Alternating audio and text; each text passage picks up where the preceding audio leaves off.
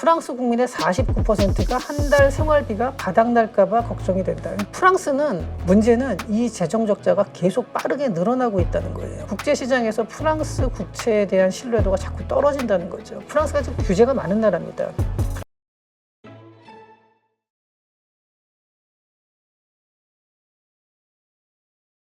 오늘 모신 분은 산업연구원 연구위원이시죠. 조현승 박사님이십니다. 네. 안녕하세요. 안녕하세요. 자, 지금 프랑스 관련해서 요즘 나오는 뉴스 보니까 상당히 긴박하게 돌아가는 것 같습니다. 뭐 총리도 자꾸 바뀌고 뭐 상당히 그 경제적으로 정치적으로 위험한가 봐요. 예, 그러니까 뭐 위험하다라는 표현은 뭐 어떻게 보면 조금 이제 과할 수도 있겠지만 실제로 이제 총리가 자주 바뀌고 있고 정치가 불안한 거는 맞습니다. 그리고 경제에서는 이제 재정이 굉장히 악화가 돼서 이제 사실 총리가 바뀌게 된 것도 결국 그 문제죠. 그러니까 예산안을 둘러싼 갈등인데 이 표면적으로는 예산안 때문에 뭐 갈등이 있었구나 이렇게 볼 수 있겠지만 근본적으로 프랑스 정치가 그러니까 유럽이 좀 그런 경우가 많은데 이게 이제 여러 정당에서 상당히 의석수를 가지고 있는 정당이 상당히 많습니다. 그래서 그 정당끼리 서로 뭐 연합을 하고 이런 과정에서 서로 이제 좀 약간 안 좋은 식의 결과가 나타나고 있는데요. 제가 간단하게 이제 프랑스 정치 구도를 말씀을 드리자면요. 먼저 현재 여당이 그 앙상블이라는 데인데 이게 르네상스라는 당이 주도한 연합입니다. 원래 중도 좌파 쪽이었지만 약간 대충 현재는 중도로 보고요. 그래서 르네상스, 마크롱 대통령이 소속된 당이 르네상스고 그 르네상스를 중심으로 연정을 구성한 게 앙상블이고요. 그 다음에 이제 극우라고 흔히 우리나라 언론에서 표현하는 국민연합이 있죠. 르펜 대표가 이끌고 있고요. 그리고 그보다 또 더 약간 정통 보수로 쭉 내려왔던 데가 공화당입니다. 그리고 이제 또 이제 왼편으로 가면 약간 좌편향으로 갔을 경우에는 굴복하지 않는 프랑스라는 데가 있어요. 그 멜라숑 대표가 이끌고 있는데 그 굴복하지 않는 프랑스를 중심으로 뭐 녹색당, 사회당, 뭐 공산당이 다 합쳐서 만든 게 신민중 전선입니다.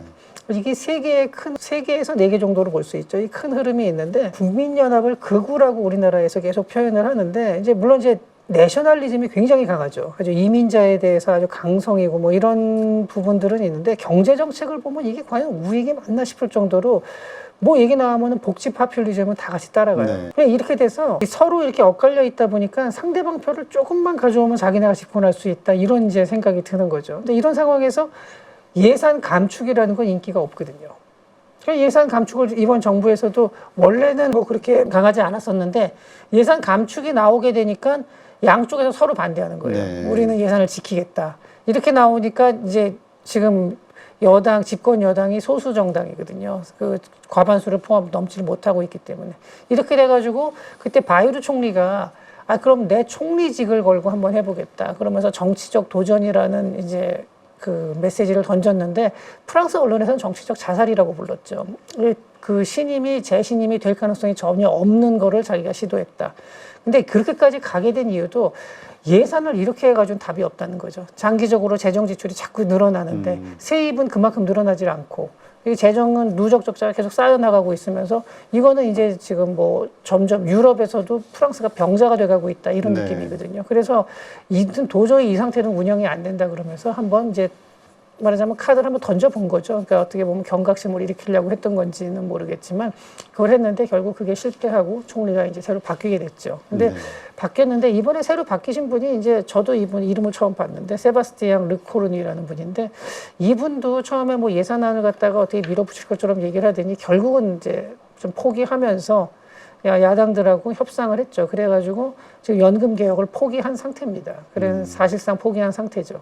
그렇게 되면서 프랑스가 이번에도 또 재정을 어떻게 좀 건전화하는 시도가 좀 무산됐다 이렇게 말할 수 있습니다. 네, 그러니까 이게 결국은 그 재정 적자는 자꾸 늘어나고 경제는 점점 안 좋아지고 그런데 국민들에게 파퓰리즘, 뭔가 자꾸 좋은 정책은 자꾸 하려는 이게 이제 다 쌓이면서 경제 위기라는 이야기가 나올 정도. 피그스에 대한 그 과거 공포, 경제 위기를 자꾸 끄집어내는 것 같아요. 이 프랑스가 그런 도화선이 되는 거 아니냐, 유럽에. 근데 제가 생각하기에는요, 프랑스가 요새 보면 안 좋은 뉴스가 워낙 많이 나오다 보니까 이렇게 보여서 그렇지, 사실 프랑스 자체는 여전히 선진국이고 기술력도 있고 경쟁력도 있는 나라입니다. 원칙적.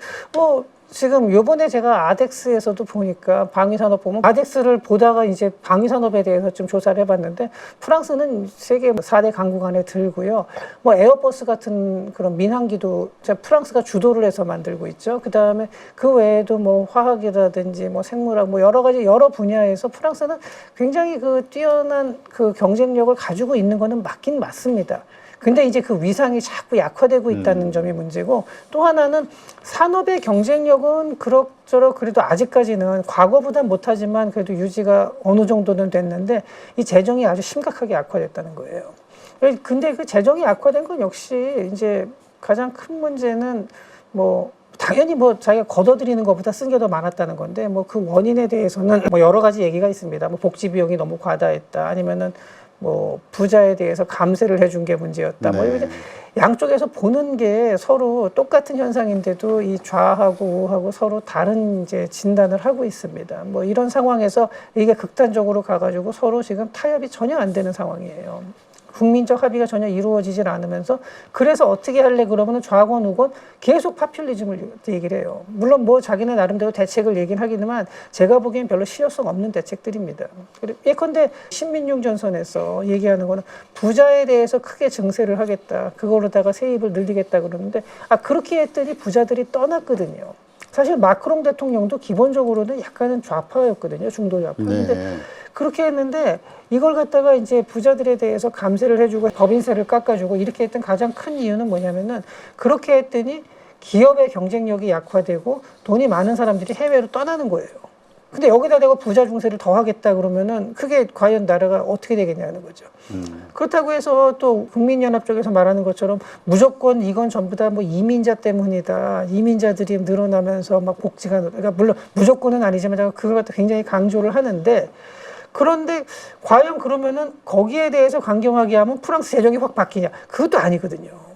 근데 이런 상황에서 서로 뭐 그 대안이라고 제시하는 것들이 제가 보기에는 거의 의미가 없고, 실제로 자기네들이 집권을 했을 때 과연 그 상태로 그런 정책을 추진할 수 있느냐, 별로 그럴 가능성이 안 보여요. 그래서 제가 아까 프랑스가 유럽에 정말 위기를 불러올 뇌관이 되느냐, 단기적으로는 저는 프랑스가 그렇지는 않을 거라고 보지만, 지금 현재 문제는 이게 중장기적으로 가면 충분히 가능성이 있고, 현재 상태의 정치 구도나 프랑스의 상황을 봤을 때는 중장기적으로도 개선의 여지가 잘 안 보인다는 거예요, 문제는. 그렇기 때문에 저는 이거 이번에 뭐 당장 프랑스를 중심으로 해서 뭐 외환 위기가 터지고 이러지는 않겠지만, 그렇다 하더라도 이게 개선이 안 되기 때문에 폭탄을 갖다가 계속 키우면서 가지고 가고 있다라는, 지금 그렇게 볼 수가 있는 거죠.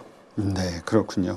근데 어쨌든 그러한 현상들이 뭐 지금은 어쨌든 위태롭지만 버틸만 한 거라고 본다면, 문제는 이게 개선될 여지나 아니면 그런 액션들이 취해져야 되는데 그게 안 되니까 더 악화되다가 이게 터지는 거 아니냐, 이게 이제 가장 큰 문제잖아요. 네, 터질 가능성이 있지만 저는 단기적인 것보다는 약간은 중장기적으로 보고요. 그리고 터진다 그러면 과거의 피그스 위기보다 훨씬 더 심각할 겁니다. 왜냐하면은 피그스보다는 프랑스는 그 EU GDP의 15%를 차지하고 있어요.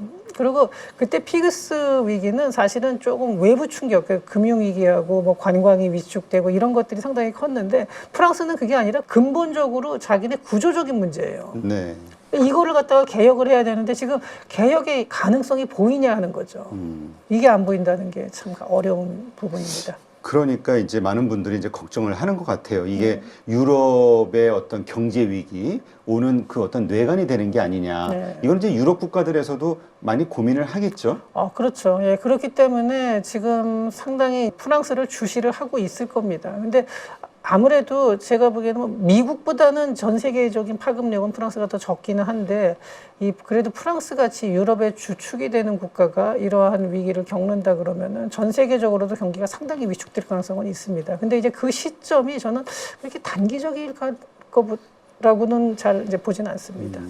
근데 지금 신용도는 어떻습니까? 그리스가 우리가 사실 되게 부실한 나라로 알고 있는데 그 정도 뭐 비교할 정도로 안 좋은가요? 언론에서 자꾸 그렇게 나오던데. 그렇게 됐죠. 왜냐하면요, 그리스가 이제 그 피그스 위기 직후에 2008년 직후에 보면은 뭐 부채 비율이 어마어마하게 높았고 실제로 국가 차원의 분식회계가 상당히 심했었어요. 그래가지고 그때 그리스의 이제 구조 조정이 들어갔죠. 왜 구제금융이 가면서 조정을 해서 지금은 GDP 대비 부채 비율이 그래도 많이 떨어졌습니다. 지금은 그리스가 150%, 그러니까 여전히 높죠. 아, 많이 높네요. 네, 많이 높지만 그래도 200%를 훨씬 넘었던 시절에 비해서 많이 떨어졌고 작년에는 재정 흑자가 났어요. GDP 대비 1.3%. 그리고 계속 흑자를 내면서 이렇게 많이 떨어뜨리고 있는 그나마 좀 이제 지금도 굉장히 안 좋지만 그래도 과거에 비해서는 뭔가 개선돼 가고 있다라는 이런 흐름이 있는데 프랑스가 지금 현재 유럽에서 세 번째로 부채 비율이 높은데요. 그리스가 152,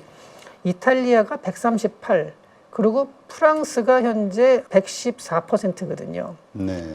그 이게 뭐냐면 영국이 이제 100% 조금 넘었고요. 이렇게 돼 있는데 프랑스는 문제는 이 재정 적자가 계속 빠르게 늘어나고 있다는 거예요. 작년에도 재정 적자가 GDP 대비로 보면은 5.8%니까요. 그리스는 그래도 흑자를 냈거든요. 어찌 됐든. 네. 이탈리아도 작년에 4.3% 그러니까 GDP 대비 그 재정 적자가 났는데 프랑스가 더 크죠. 적자 폭이. 그러니까 이러다 보니까 지금 현재 국채 금리가 그리스가 3.44%인데 이게 10년 만기물이 프랑스는 현재 3.5%니까 그리스보다 높아요. 근데 물론 그렇다고 해서 프랑스가 그리스보다 더 경제가 약하냐 하면 그건 당연히 아닌데도 불구하고 이렇게 자꾸 정치적인 불안이 지속이 되고 재정 적자가 계속 늘어나는 구조, 이 구조를 탈피하기 어렵다라고 보기 때문에 국제시장에서 프랑스 국채에 대한 신뢰도가 자꾸 떨어진다는 거죠. 물론 이거 하나만 가지고 정말 그리스보다 못하네 이렇게 얘기하는 거는 그거는 물론 과장입니다. 다만 그리고 또 독일하고 이제 유럽에서 중시하는 게 독일 국채 대비 스프레드라는 게 있어요. 독일 국채 금리하고 이 다른 나라 금리하고 자기네 나라 금리하고 차이인데 이게 지금 0.8%까지 이제 벌어졌습니다. 네. 굉장히 크게 벌어진 상태여서 참 이제 점점 이제 그러니까 프랑스에 대한 국제적인 신뢰도가 점점 약화되고 있는 중이다 이렇게 말씀드릴 수 있습니다. 네, 그렇군요. 근데 나오는 뉴스라든가 이런 것들을 보면은 프랑스 국민들이 막 이대로는 못 살겠다, 생활비 네. 걱정, 뭐 이렇게 가난하게는 못 살겠다 이런 데모들이 네. 많이 일어나는 걸 보면서 정말로 그 생활하기 어려울 정도로 네. 그 수준이 그 상당히 어려워지고 있는 것이냐. 국민들이 정말 경제 위기가 오는 거 아니야라고 걱정할 정도로 그렇게 실물 경제가 안 좋은 것인지 궁금하네요.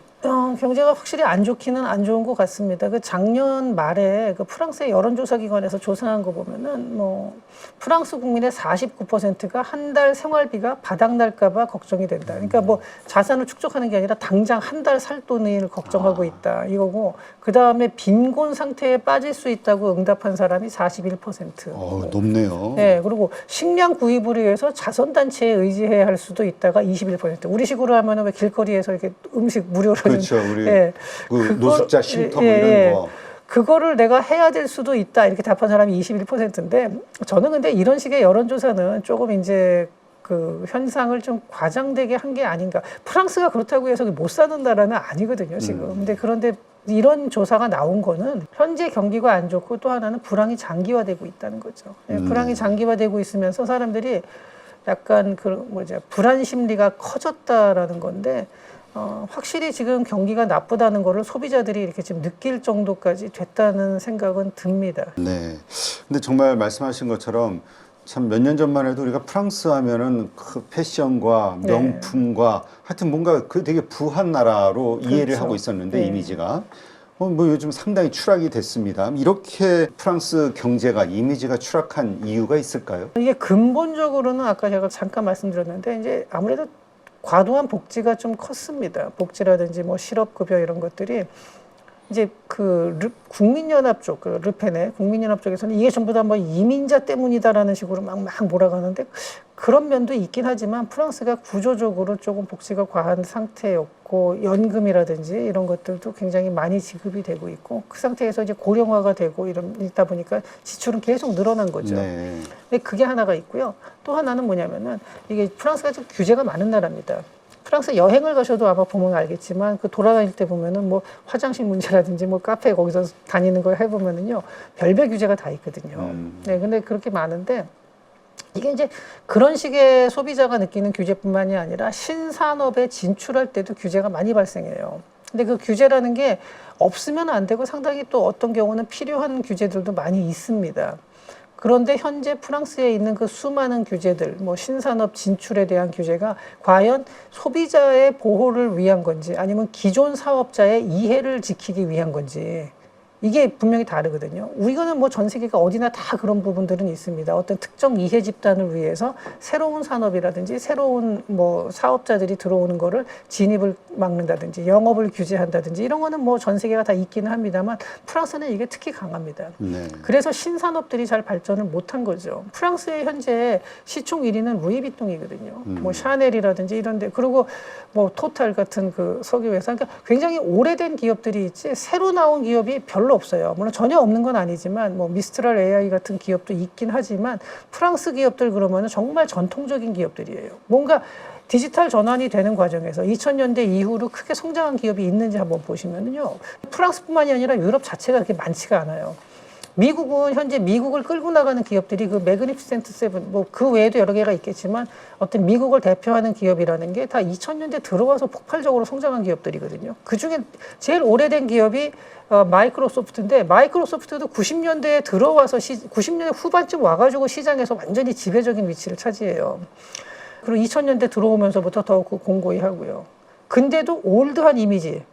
근데 가면 프랑스 쪽 유럽을 대표하는 기업들 보면요, 뭐 벤츠, BMW, 뭐 루이비통, 샤넬, 뭐 바이엘, 바스프, 뭐 이런 회사들 보면은 뭐 19세기에 창립된 기업들도 있고 주력 업종까지도 안 바뀌어요. 우리나라도 뭐 삼성이나 SK 같은 경우 굉장히 오래된 기업이지만 주력 업종이 처음 생길 때하고 지금 전혀 다른 거거든요. SK 같은 경우 옛날에 옷 만들고 뭐 이러던 선경이었잖아요. 그리고 삼성도 뭐 제일제당에서 시작된 거고. 하지만 지금은 주력 업종이 완전히 바뀌고 전혀 다른 기업이 돼 있죠. 근데 유럽은 별로 그런 것들이, 그러니까 그런 변화를 못 하는데 여기에서 보면은 어떤 뭐 기업의 보수성이나 이런 것도 있겠지만 정부의 규제라든지 사회의 경직된 분위기 같은 게 강하고요. 그 다음에 노동 규제나 환경 규제도 굉장히 강합니다. 네. 제가 아까 프랑스가 산업 경쟁력이 상당히 높은데도 불구하고 서서히 경쟁력을 잃어간다라는 것 중에 하나가 이 지금 노동 규제가 당연히 노동자는 보호돼야 되고 그 어떤 노동자의 권리는 중요한 거긴 합니다만 이게 과연 적정선이냐 그걸 좀 과하게 넘어선 거냐 여기에 대해서는 한 번쯤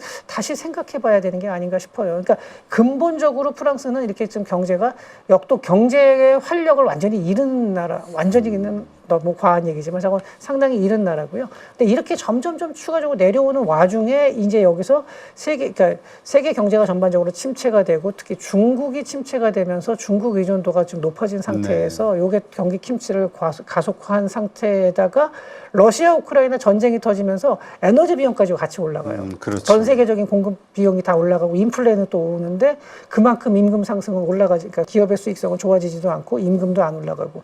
그러니까 중장기적으로 근본적인 이유가 경제 활력이 떨어진 상태에서 현재 단기적으로 더군다나 미국의 관세 충격도 있죠. 이게 모든 게 그냥 단기적인 충격까지 같이 오는 거예요. 네. 그러니까 이게 다 이제 뭉쳐지다 보니까 지금 현재 프랑스가 이렇게 어려운 상황에 처했다 말하는 거죠. 그래 이 프랑스의 현재 상황을 보면서 이 한국도 그 길을 네. 그대로 따라가고 있다. 한국도 머지않아 프랑스 같은 똑같은 상황이 되는 거 아니냐 걱정하는 시각들이 늘던데요. 사실 제가 프랑스에 대해서 이렇게 얘기를 독일, 프랑스를 보면서 이게 활력이 떨어졌다라고 생각을 하게 되는 게 그 우리나라 경제가 저렇게 되는 거 아닌가라는 걱정 때문에 사실 좀 더 깊게 이제 보게 됐습니다. 근데 우리나라도 약간 이러한 잘못된 길로 가는 게 아닌가 하는 좀 우려는 되는데 물론 뭐 규제라는 거는 당연히 필요한 거고 복지도 중요하고 다 중요한데 그게 적정선이냐 그걸 넘어서는 거냐에 대해서 이제 거기서부터 이제 의견이 엇갈리는 거거든요. 근데 저는 지금 현재 우리나라도 약간 이게 경제 활력이 떨어지는 거 아닌가 좀 네. 이런 그 우려가 됩니다. 다만 이제 우리가 그래도 유럽보다 조금 나은 거는 우리는 디지털 전환에는 성공을 했고 신산업들이 많이 나와요. 사람들이 뭐 반도체 하나 아니냐 그렇지 않죠. 반도체 외에도 지금 조선도 아직 살아있고 그다음에 배터리라든지 심지어는 서비스 산업 쪽에서는 문화 콘텐츠도 있고 그다음 방위 산업도 요새 상당히 또 네. 뜨고 있고 그 외에도 신기술들 뭐 이렇게 요새 아직 상용화는 안 됐지만 뭐 SMR 그러니까 소형 그 모듈러 리액터 같은 이런 것들도 있고 우리나라가 그래도 기술력을 상당히 가지고 있고요. 그다음에 IT 서비스 쪽에서도 자체 포탈을 가지고 있는 나라 세계에서 몇 안 됩니다. 우리나라 네이버 다음 이런 게 있는데 그렇죠. 예.